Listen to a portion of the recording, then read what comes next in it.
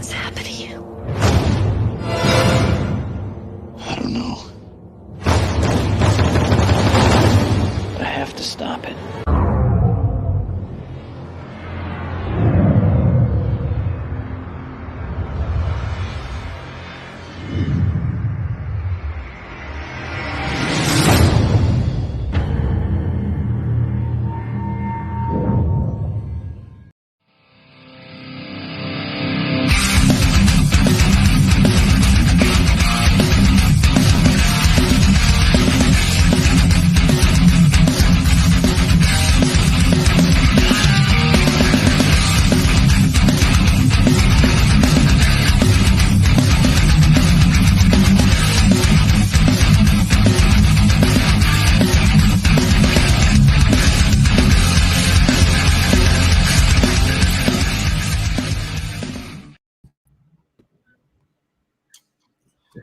What's going on, ladies and gentlemen? Welcome to another episode of UPRE. It's been so long since we've been on the air, but we're back right now presenting you Spider-Man not 1, Spider-Man not 2, but Spider-Man 3. I'm the executive consultant, joined today by Vic and the Dancing Queen. And I was trying to figure out why she would have that, and then I just saw a scene where Peter Parker was dancing in the street. So that would explain that one.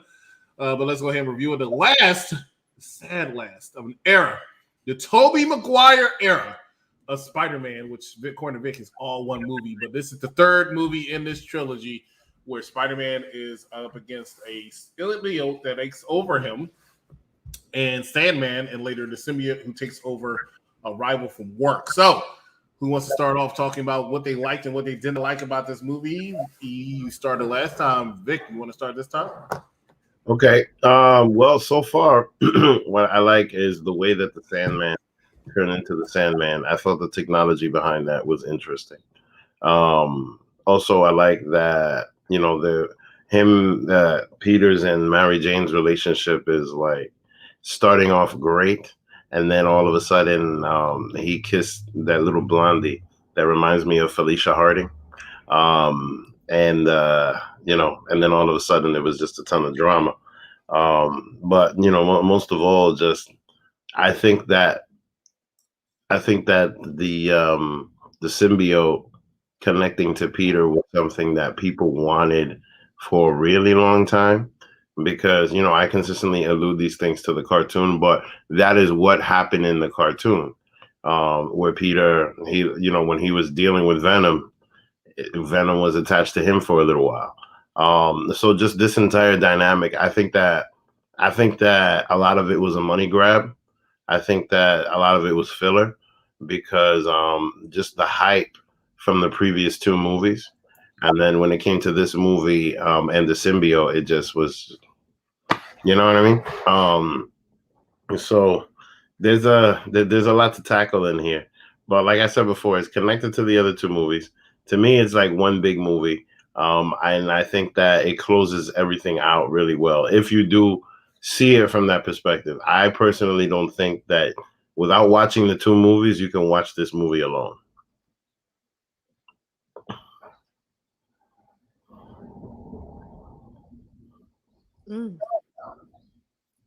Well, I disagree. I'm just kidding. No, I mean, this movie tries to be a good standalone, but it really requires all the goodness from the first two movies to stand at all.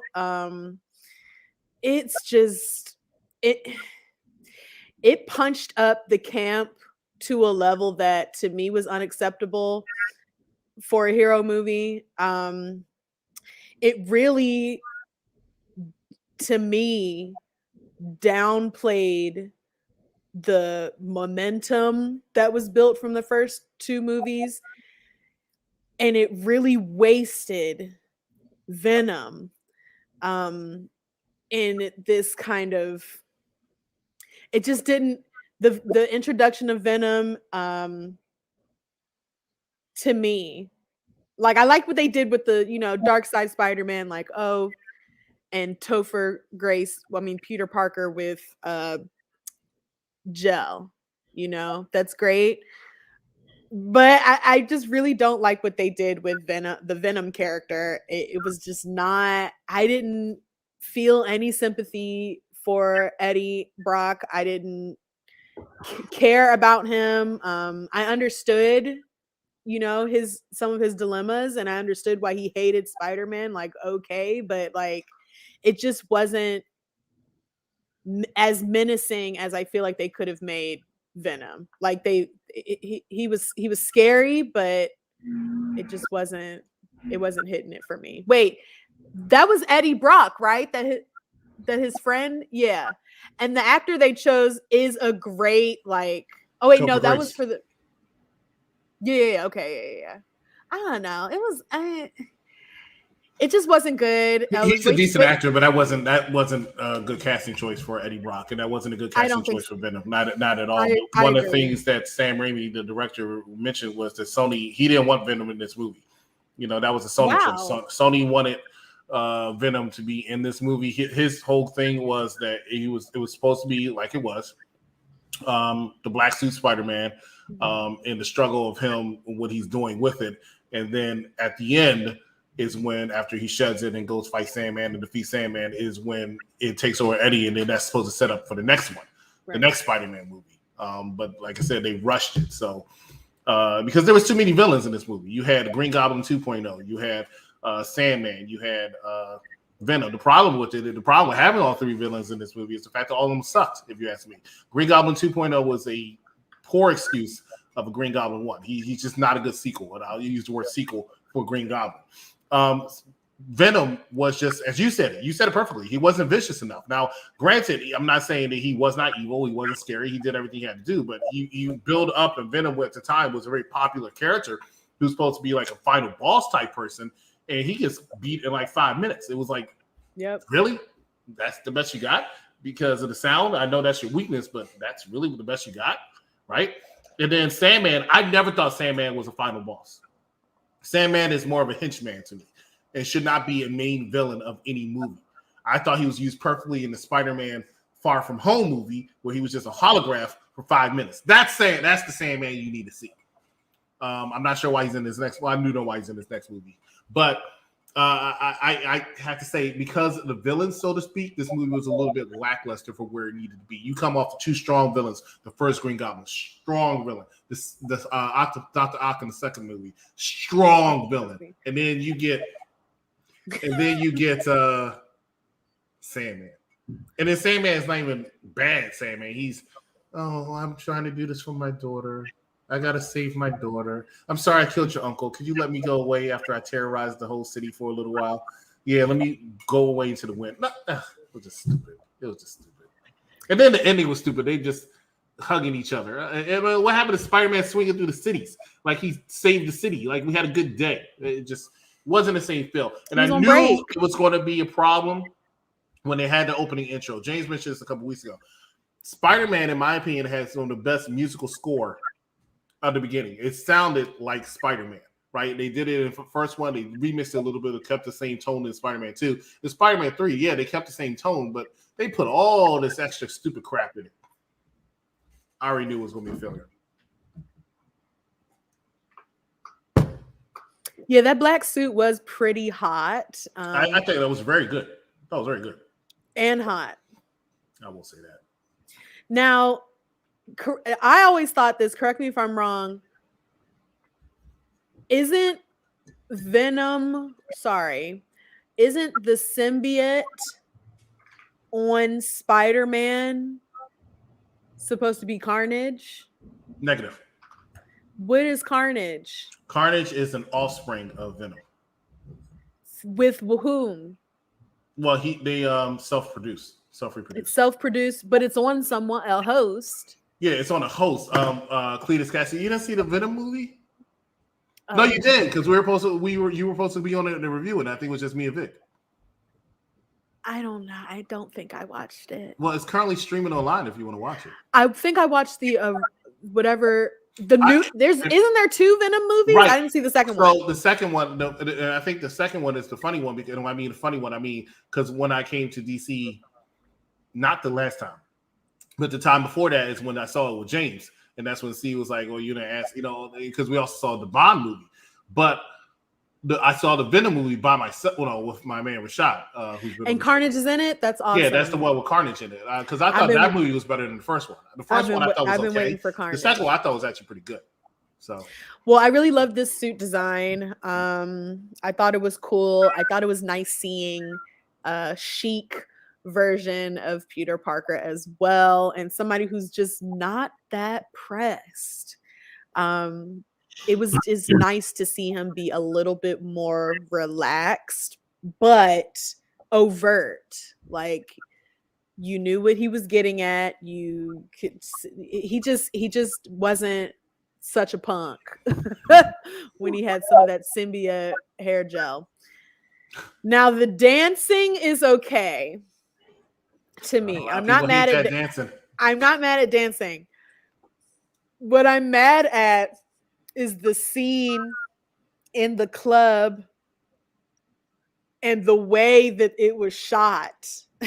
Too, on top of it, it was already a bit much with the fact that it was even happening, that the way it was happening, but just some of the shots too of it was just way too, it was very cabaret, and we just didn't need it. And I think that part of it, was because what's that? Chicago came out that same year, I think.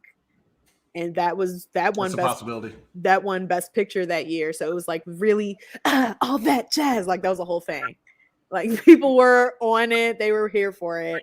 And Toby wanted to get in his bag, but I just really didn't like. It was way too campy for this movie. And it just was too. I already have to take this seriously, and you have like a giant lizard in a lab coat. Can you not also add this level of silliness? It just was a lot to take in. Vic, you have any thoughts? And or one you turn thing away? I will say is what I love about this movie is this right here. I just thought this was very well done. Very well done. But it's just now one of the things that made me feel like this was a wraparound back to the first movie and the second movie was when they revealed Sandman as being the killer of Ben Parker. Wasn't a fan of that. Felt so cheap. It was very cheap. It felt like, for lack of a better phrase, it felt like lazy booking. Because I mean, mind you could see why they did that, but like it felt very lazy. But at the same time, clearly that's one of the ways that they just bring it on back to the first movie. They even showed the guy in the first movie that Spider-Man killed, and now they run, and I'm telling you, bro. They tried to recreate that magic. What they wanted to create a personal animosity between Spider-Man and Sandman. That's what it was. But it's not necessary. It wasn't necessary, but that was the only goal for it. I mean, but part of it is also like that is how the other villains, at some point something happened and it messed up the relationship and no. No, this was not executed anywhere near as well as the first two. That was so. Sorry, Vic. Go ahead. I mean, it's all good. It's all good. We just doing a little banter over here. But like I was saying, like Sandman wasn't necessarily needed in this movie, in my opinion. I don't think he was necessary. And his story was all right. The actor that they chose was okay. Now I'm very curious to see why they bring him back in, Spider-Man Endgame. Because it makes more sense to bring him back, because the only other villain they had, one, he died, right? Harry died. And they couldn't bring him back with Green Goblin. And then the other villain was Venom. And they were going to do something, obviously, if you saw the end of Venom 2, where he gets into that universe anyway. So it had to be Sandman. Can they bring back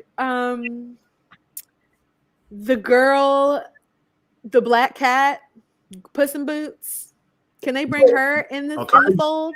I mind you, what's funny? When I saw this movie, when I first saw the Blondie, that's what I thought they were doing.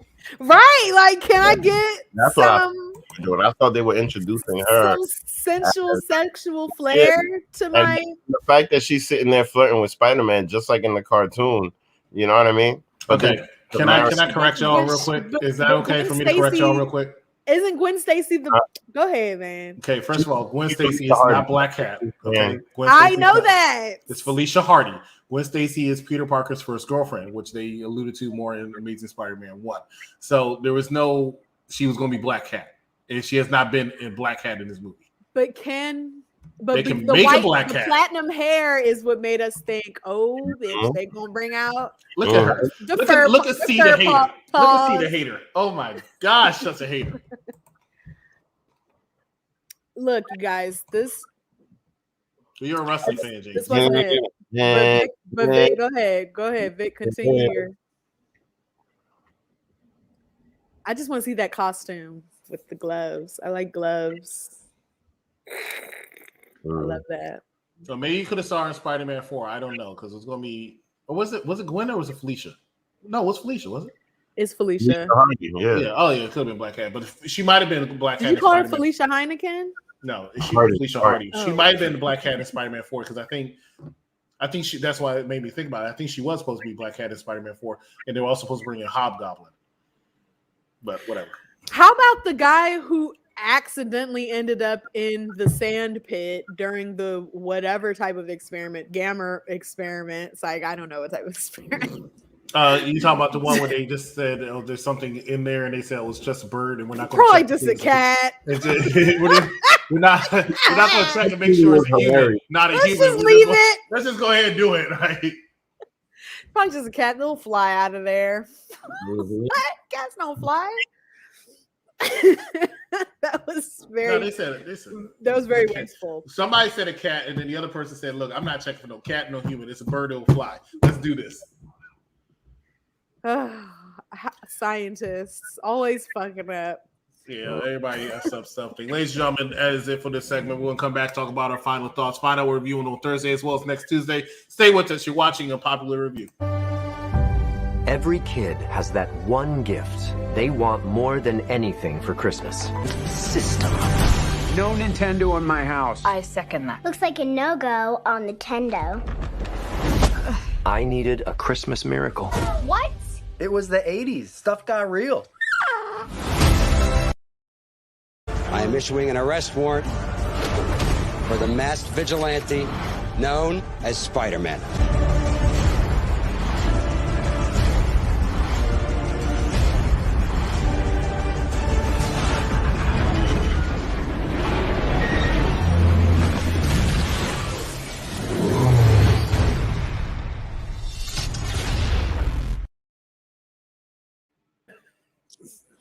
You know, I was interested in watching that movie. I really was. And then I saw it. I was like, yeah, just what I thought. Trash.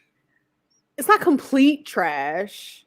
I think it's got a more modern tone to it, which I liked. The storytelling is there's nowhere near where to me this felt like a first installment. I didn't like the little fact that hey, it's my father James Bond thing. That was we'll talk about it next Tuesday because that's when we're doing it next Tuesday, 9:30, ladies and gentlemen, or 9 o'clock. I forgot what time we do stuff. Whatever. Thursday, we're doing 8-Bit Christmas, but let's talk about it. Let's get into our final thoughts. Vic, thumbs up, thumbs down for Spider-Man. Thumbs up. This movie is the third one of all three of the movies. And, you know, it's not as good as the other two, but this culminates everything. And it's good. It's good stuff. You know what I mean? Some people are a little too uppity for this movie, but that's okay. That's okay. Because it's good. Toby is these three movies show that Toby so far is the best Spider-Man. But let's see what happens at the end game. So, you know, thumbs up. All right, on tonight, I have to say, it's you make it so hard, Vic, because you're right. It is the culmination. But I also have to say, it was like they took a mace to the legacy and the foundation that part 1 and 2 did, if you know what I mean, by a mace, one of those medieval instruments with the spiky ball on the end. Mm-hmm. And you go like this, like nunchuck, and it goes, bah! That's what it did to this Toby Maguire era. And I have to give it a thumbs down. It wasn't good to me. It just wasn't good enough. It wasn't good enough, I should say. Yeah, this movie was not trash. And I know a lot of people just hate this movie, hate it so much. I don't. I see a lot of problems with it. I see what they did wrong. Not that I'm a movie maker, but I see what they did wrong. But I have to, because it's part of this trilogy, I have to compare it to the first Spider-Man and the second Spider-Man. And even though I don't think it was bad, it just doesn't hold a candle. It doesn't compare. And if I do go by that criteria, which I do, this gets a thumbs down for me. Take us home, me. I'm the only nice one in the group. It's okay. Sure. You know it's not E.